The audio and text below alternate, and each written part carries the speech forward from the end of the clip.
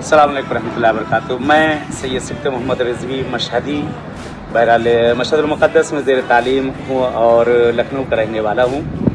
इस वक्त सरज़मीन करबला पर हूँ। आप सब के लिए इंशाअल्लाह नायब ज़ियारत दुआगो हूँ। परवरदिगार आप सबको भी आना नसीब करे इन सब बारगाहों में, और ख़ास तौर से मेरे साथ जो ज़ायरीन आते थे और आए उन सब का मैं शुक्रगुज़ार हूँ, और दुआ है मौला से कि मौला उनकी तमाम ज़ियारतों को कबूल करें इंशाअल्लाह।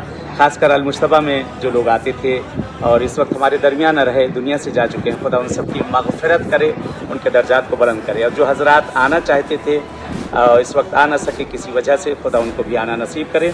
बहरहाल इस फ़कीर को दुआ में याद रखिएगा। बहरहाल एक दुआ है कि जिसको पैगम्बर आज़म ने नक़ल किया, किसी भी मुश्किल, किसी भी परेशानी, किसी भी गिरफ़्तारी के लिए अगर इस दुआ को पढ़ा जाए तो परवरदिगार उसकी मुश्किल को फ़ौरन पूरी करता है।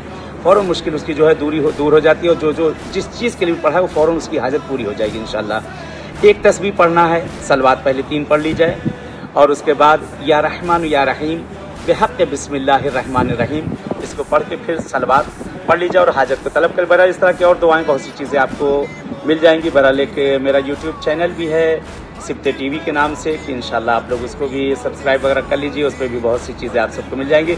चलिए इजाज़त चाहते हैं, इंशाअल्लाह कि फिर मुलाकात होगी। वस्सलामु अलैकुम व रहमतुल्लाहि व बरकातुहू।